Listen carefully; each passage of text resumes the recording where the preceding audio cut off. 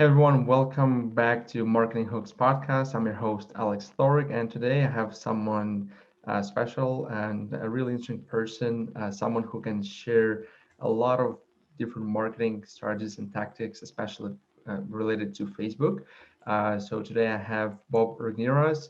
He's the co-founder of FitStores, a digital marketing expert and author of 5 books, including the fourth edition of the Ultimate Guide to Facebook Advertising. So since 1998, Bob has been helping his clients achieve their goals through digital media and storytelling, and he's eager to share his experience with you. Welcome to the show, Bob. Good to be here, Alex. And again, I always love talking to somebody named Thor. It's so awesome. We're gonna have fun today. Yeah, absolutely.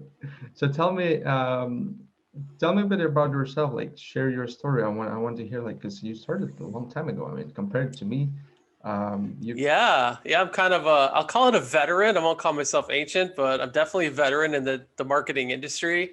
I am a programmer by trade. So coming out of college, I worked for a number of corporations programming on big mainframes. This is as the internet was kind of coming into its own. And 1998, I built my first e-commerce system for a client of mine. Interesting enough, this client was somebody that I did business with because I'm a basketball coach. So I'm a high school basketball coach. I'm actually wearing the sweatshirt today, ironically. By the way, we're not playing because of COVID, which is unfortunate. But Yeah. this client was where I bought uniforms and basketballs and equipment from. And they knew I was a programmer and asked, well, can you build a website? I said, yeah, I'm actually trying to do that for clients. So I built them an e-commerce website. It worked fantastically. And their question to me was, this is great. You know, people are buying, but how do we get more traffic to the site? So I said, well, I know how to do that. And I had no idea how to do that. Right. So the classic entrepreneur is like, yes, I can solve your problem. I'll So figure it out. yeah, I figured it out. So from that point on, I became a student of marketing. Discovered Dan Kennedy and Perry Marshall and Frank Kern, all the names that people recognize, and learned from them. You know, was in coaching with Dan Kennedy and Bill Glazer for a number of years. You know, uh, Worked under Frank Kern. I went through some of his programs, really learned how to do it. And then really in earnest in the early 2000s, about mid 2000s, actually, I formed my own marketing agency. I wrote my first book and built an agency built on Google AdWords, which is kind of my background. But we shifted in 2013 to Facebook because Facebook really is a little bit more in terms of the way I like to approach marketing, which is conversational. So I started working on Facebook in 2013 and have really been focusing on that along with video marketing since. That's awesome. Well, all the people that you just mentioned, I simply, I love those people. I really respect them, and Yeah. especially Frank Kern is the man.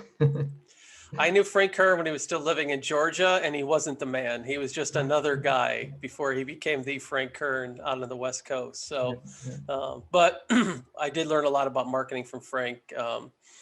I developed my first product, digital product, an ebook. I learned from him and Ed Dale, and that was the first time I made money on my own. I spent my own money, and I generated, positive, profitable online income. And at that point, I knew I could be successful in this space. Bootstrap your way in, right? Yep. That's awesome.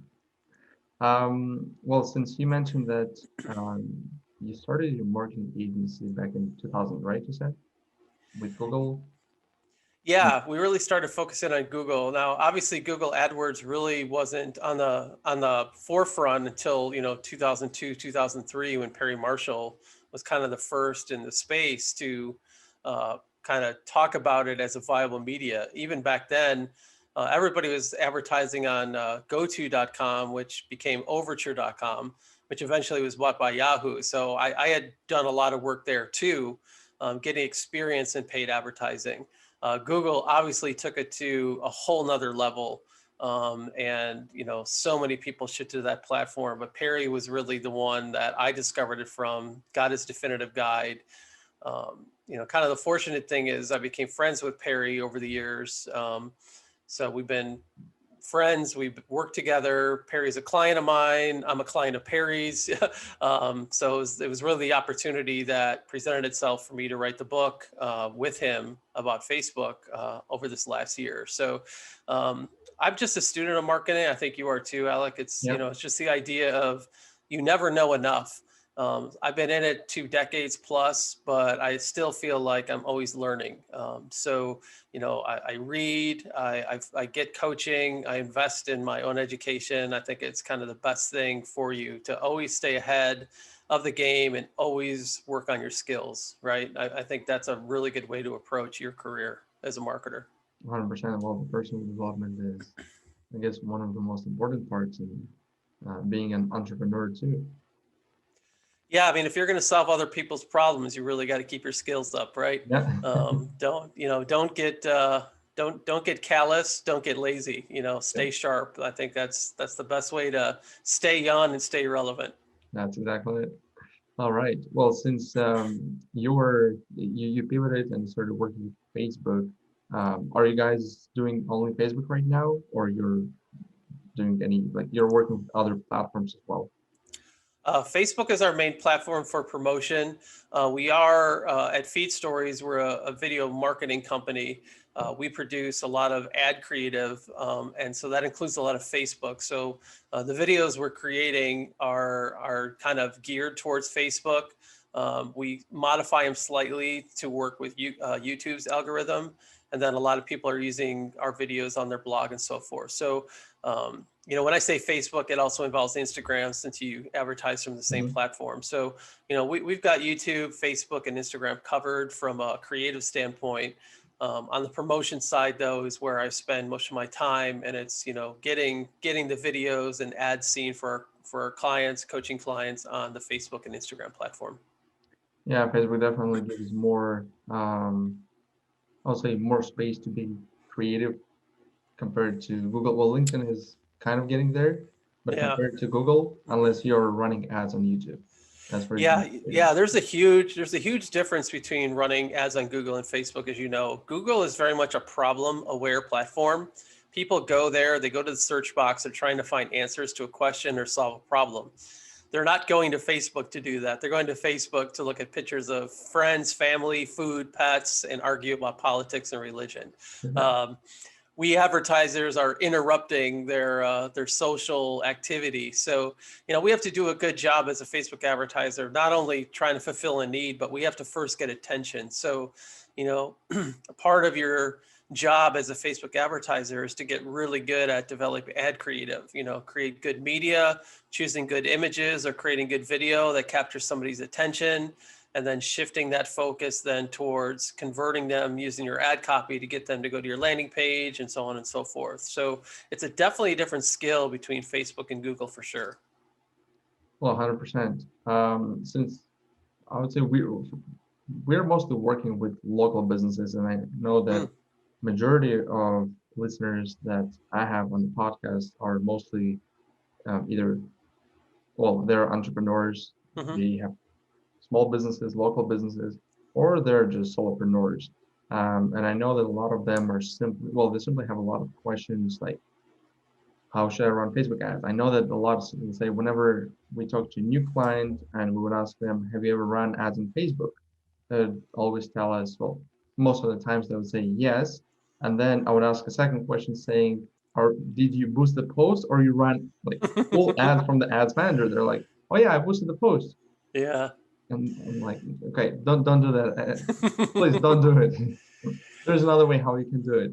And I just wanted to ask you, because like I do share a couple of things on engagement and how people can increase their engagement um, through ads. I Yeah. wanted to ask you, like, is there like a quick tip, a quick win on how people increase engagement on their Facebook ads?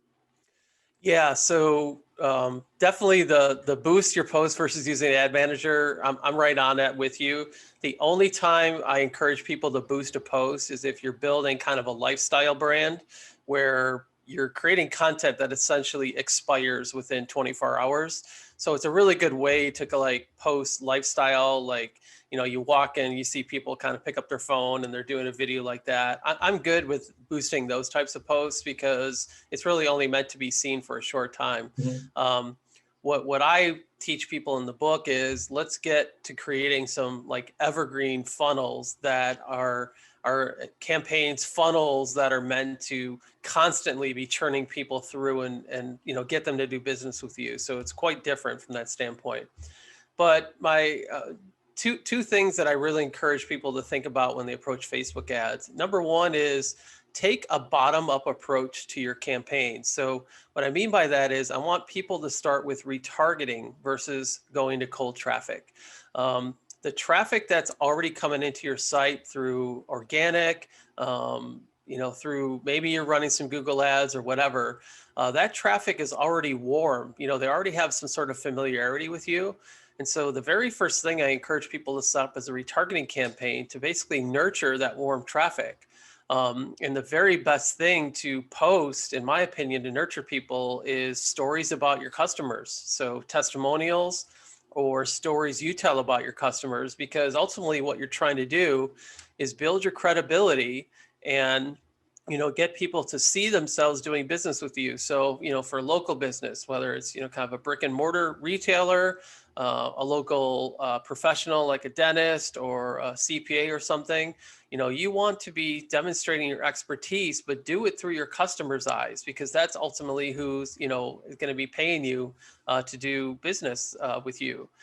So that's the first thing. And then the second thing to really get an engaging post is to share stories versus ads. So what I mean by that is people go to Facebook, like I said, they're engaging with friends and family, and they're there to kind of converse with people. And advertisers make a big mistake, in my opinion, by just pushing ads that get people to like buy my product, buy my service, buy. That really doesn't work in the long term. You end up wasting a lot of money because people become blind to ads, right? And they also just kind of start ignoring it because they don't know who you are. So the very best thing that an advertiser can do is have a story or a conversational perspective to their marketing. Um, think about when you first meet somebody, there's the introduction, right? You kind of get to know each other, then you start to go deeper, you nurture a relationship, and then ultimately, you become good friends, or it's somebody that you're interested in romantically, it's like that's when you kind of close the deal. The idea here is the same in marketing: is build conversations with your prospects, allow them to get to know you, you get to know them.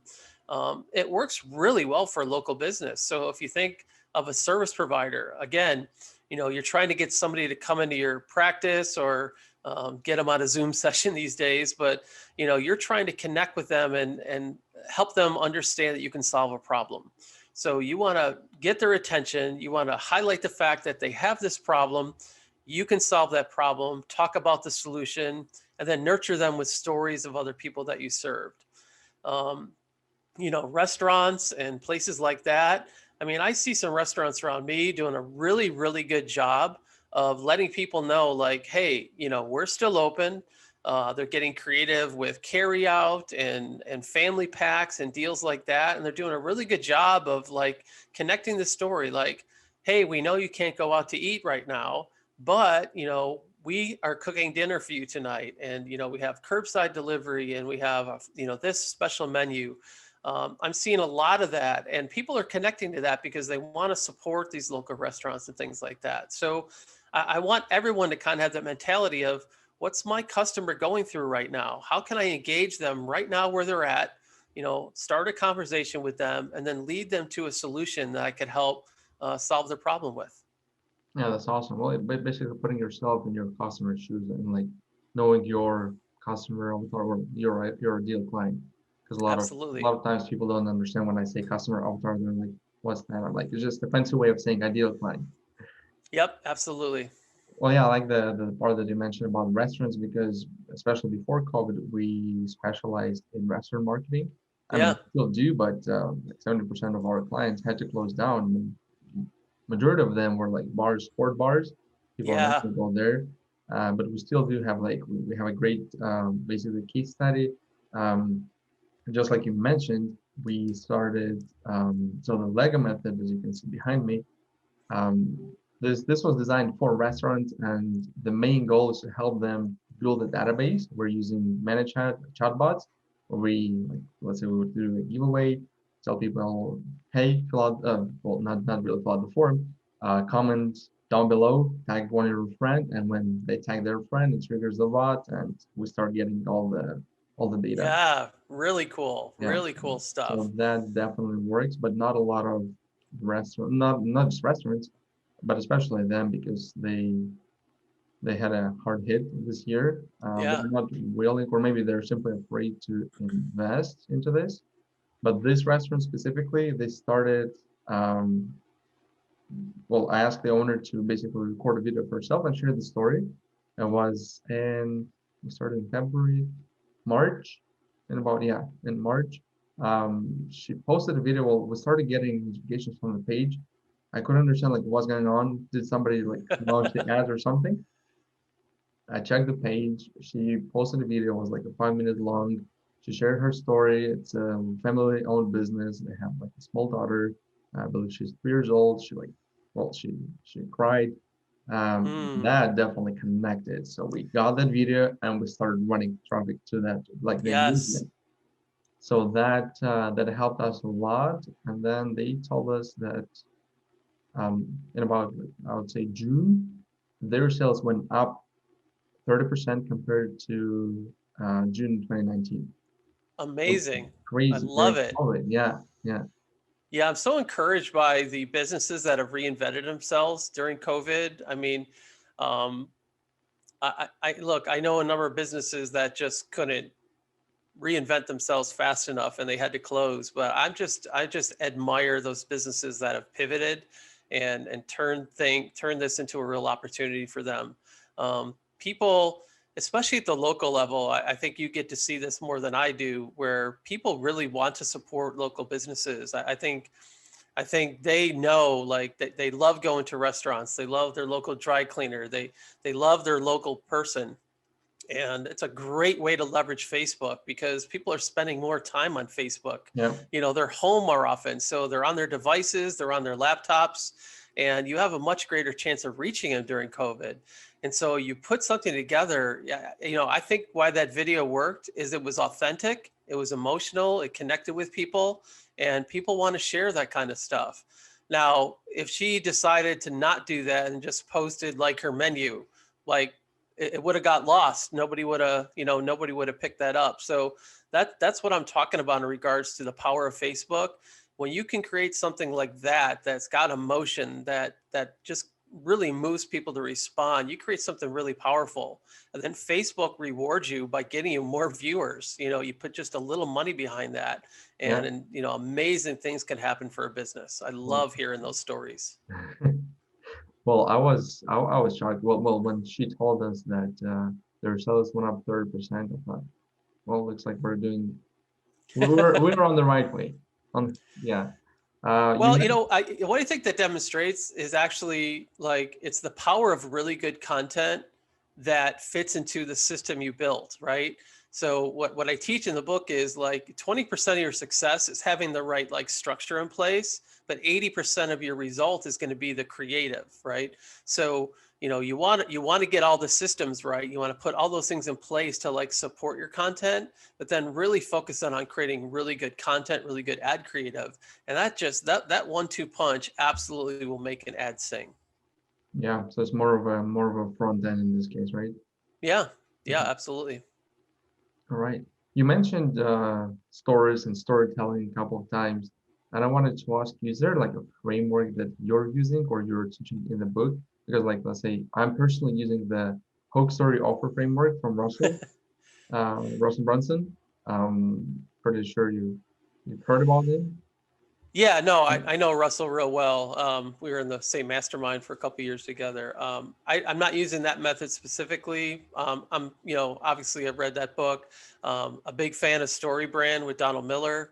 That's I a great love one that. too. I Yeah, I fantastic. yeah. Um, really, what I kind of teach in the book is it's probably a combination of a lot of things. We put something in the book. My business partner and I, he contributed a chapter, and it's called the Content Creation Matrix. And so what we've kind of developed is this wheel of content, so that you have this never-ending flow of ideas.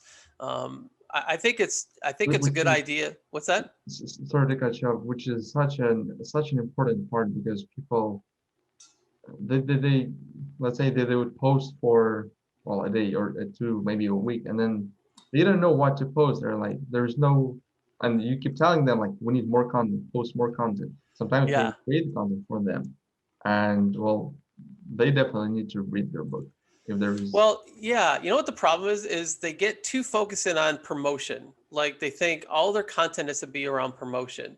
And that's not really your job. Your job is really to connect with people on a conversational level. So, having a tool like this matrix, it's a big diagram in the book. And then when you go to the resource section, I give it to you as a download so you can kind of print it out. But it kind of gives you just this never ending idea of like, all right, I'm going to answer this question and I'm going to use this emotion. It kind of ties it all together. So that's the best way to approach like content creation is come at it from different angles, ask different questions, share different things, and you'll never run out of content. I think people totally underestimate what they know. Um, you would think, as I'm promoting this book, I'm on several different podcasts, and I'm finding that I'm not talking about the same things. I mean, there's certain things that I'll mention, kind of on a regular basis, but every podcast I get on, we end up talking about different things because there's so many ways to talk about things, and you forget about things that you know. Anybody who's doing business for any length of time has just a non-ending supply of stories. They just gotta dig deeper, and they just need a tool or somebody like you to kind of just pull it out of them so that they can figure out how to use it in their marketing. Yeah, well, 100%. Where I wanted to ask you, where can people get the rebook? Pretty sure you have it on Amazon. Is there? Yeah, it's available, of course, in all major retailers. I have a resource page set up. It's called ultimatefb.com. And obviously, I have a link to the book there, but I also have interviews with a number of the co-authors. So I was the primary author on the book. Perry Marshall, obviously, is the reason I was able to write the book. It's in its fourth edition. But we've always had a tradition with this series. It's in its fourth writing now, of having people contribute. So I was fortunate to be able to have some people that are friends of mine contribute. Ryan Dice wrote a chapter. Jeff Walker wrote a chapter. Brian Kurtz wrote a chapter. Perry obviously is throughout the book. Dennis Yu contributed. So there's a number of people that I really respect and have gotten to know over the years that contributed. So I did some interviews with them. So just like you and I are chatting here on Zoom, I did the same thing with these co-authors, and we talked some strategies, but we also talked about some things that people maybe haven't heard these individuals talk about before. So ultimatefb.com, just drop in your email address. I'll get you access to those interviews, and then people can, hear about all the other things that I've got going on. But yeah, primarily it's the way to get some good Facebook training, and it really starts with the book. The book is something that I want people to have at their desk. As they're working throughout the day, this book was written so that you have this guide or this coach sitting next to you all day long. Well, I'm definitely getting one for myself because it's Facebook is always changing, and like you better know all the different strategies and tactics. I mean, Well, we're using it's quite a a lot, but still, yeah, it's a funny story. I like you say it changes a lot. So I started writing this book in 2019. It took about 19 months to get it published. Um, there's screenshots in the book, of course, to give people idea of how to do some of the step by step, and they changed twice. So like we had to change screenshots twice. Facebook changed their ad interface two times after we started writing the book. So that's how quickly things change. Now, I know that at some point those screenshots are going to change again, but the book is going to still be valid because the book is not just about tactics. The book is full of fundamental strategies. Like this book will still be relevant in 10 years. So, you can learn a strategy. I teach a strategy called deep funnel marketing in the book. It talks about timing content to people based on where they're at in their customer journey. And it's essentially the same strategy that I taught in my first book called Big Ticket E-commerce. It was you have to time content to where people are at in their journey. And so that kind of it's just I've updated it for 2021 and beyond, but it's essentially a fundamental that hasn't changed. In fact, one of the things I talk about in the book was written in a book by Eugene Schwartz that was published in 1966, The Customer Awareness Timeline. So things that are timeless and fundamental do not change. Maybe the wrappers and the tactics change, but the fundamentals kind of live on. So Yeah. I know this is the type of book somebody's going to have for years to come and refer back to. Well, as I already said, I'm definitely getting one for myself.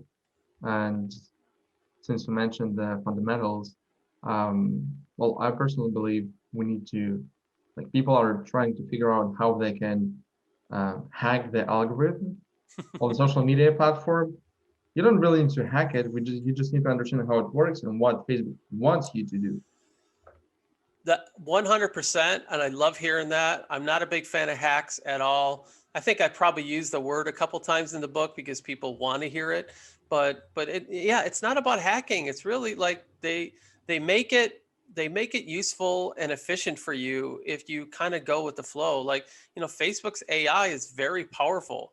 Um, I had a conversation with one of the engineers at Facebook, and what he stressed to me was like, we can bid better than you, we can target better than you, but what we can't do better than you is ad creative. So like, let us find your let pick your campaign objective, let us find your audience for you, and spend all your time writing really good creative. That really stuck with me, even years later. So that's not a hack. It's simply like, I'm not going to try to outsmart targeting. Like, Facebook has got it nailed with lookalike audiences. So as long as I give them a good model, I'm going to model my customers and say, hey, go find me more people that look like my current customers. That's going to be good enough for me. And I get really all my response and all my success comes from the really good ad creative, where I'm connecting to my audience, I'm telling a story, and I'm essentially, you know, telling people how to do business with me efficiently and effectively. That's what marketing really is. So there's no hacks there. There's no tricks. It's just fundamentals. Just tell a good story. I always say the right message to the right audience at the right time. You get that right, you're going to be successful as an advertiser. That's a great advice. I also wanted to ask you because earlier you mentioned that if you're starting running ads and you have traffic on your website, it's better to do retargeting, which is, I guess, one of the most uh, one of the best things and tools that Facebook and Google also have. If the person is starting out, let's say they're just starting the business, especially in 2020 with this whole craziness, a lot of people did start their own businesses, or those people that moved online. Mhm. Um, what would be your advice to start advertising on social media? Step one is get the pixel installed. All right. And I tell you all about how to do that in the book, or, find the tutorial on Facebook. Get the pixel installed. Even if you don't intend to run ads for a month, 2 months, get the pixel installed so Facebook starts to learn about how your website behaves. Because once you start running ads, Facebook is going to have a head start in figuring out who's the best fit for you and make sure that they help you convert more business. So that's number one. Number two is, even if you have like a trickle or even barely a trickle, get your retargeting set up first. Because when you get to the point where you're going to start running ads to cold traffic, you're going to need the retargeting in place, right? Because most cold traffic, people maybe don't realize this, but most people who run cold traffic are losing money on the front end. That's just the way it is. What we're trying to do with our advertising is we're investing in purchasing customers, okay? And what we're trying to do is not just get a customer once, we want to get long-term customers. So a lot of our mindset has to be, I'm going to invest money into buying customers because I know that the amount of money I invest, I'm going to more than make up over the lifetime of this customer. It's called lifetime customer value. Mhm. I'm sure you talk about that with your listeners quite a bit. The idea here is, I want to have my pixel in place. I want to have my retargeting in place so that from the very first day that I start running cold traffic, I've already got retargeting in place. And so the very first visitor that hits my site automatically gets put into my retargeting machine. And I have a better chance of making money from that click than if I run cold traffic for 2 weeks and then realize, oh, I got to busily build this back end because I'm losing money on the front end. That's not the way to go. Build it from the bottom up, and you're ultimately going to be way more successful. So in this case, at which point should people start doing the lookalike audience? So your lookalike audience is going to be when you have something you can model. So you're really fortunate if you have a list of customers you can model. Okay. Um, if you don't have a list of customers, maybe you have a list of email addresses. You can model that as well. If you don't have that, then what you're really kind of left with is either doing an interest-based audience where you're trying to find out characteristics of your audience, guessing what it might be, and running traffic there. All right. And what you do then is you start to model the traffic that clicks through to your site. So, if you're a local based business, you have a little bit of an advantage. You just kind of draw a circle around your city, advertise to a 5 mile, 10 mile radius around your location. All right. And then maybe you pick some characteristics, like you say they're interested in dining out, if you're doing restaurants, they're interested in these like Food Network. You're just trying to guess some things that Mhm. your audience might be interested in and kind of filter down that audience. And then when you drive people to your site, everyone that hits your site is getting pixeled. And then what you can do is once you get, a few hundred people that have visited your website, now you have what's called a website custom audience. And you could ask Facebook, all right, I'm going to now model that audience. All right. I want you to find more people like this that have visited my website. And then Facebook will go find another audience that matches that. So that's where you're going to start if you're kind of brand new. Okay. Do you also mention that in your book? Oh, absolutely. Yeah. Let's go through all that in very careful detail, of course. All right, sounds good to me. Well, I just want to say a huge thank you for being on the podcast. Where can people find you if they want to follow you or like Facebook? Yeah, I mean, just look my name up, Bob Regnerus, on social media. I've got all the channels available. UltimateFB.com is really, I really want people to start there because your journey should start with me with that book. Obviously I have coaching programs available and things like that, but I really want to get the book in hands of people. I think it's going to be a huge help to a lot of people, whether they're running their own ads or maybe they're running a business where they run ads for other people, like yourself. I think it's a great resource for all those types of businesses and even people that have been running Facebook for a while. I inevitably, when I do things like an audit, I'll go into somebody's account who's been running ads for a long time. And there's just things that people have blind spots to. I do as well. So even if you're an advanced Facebook advertiser, there's going to be things in this book that I think you're going to find to be really, really helpful. Awesome. Well, thanks a lot once again, and hopefully we'll have you on this show once again. I would love to be on anytime. I would love it. Thank you for having me on today. Appreciate it.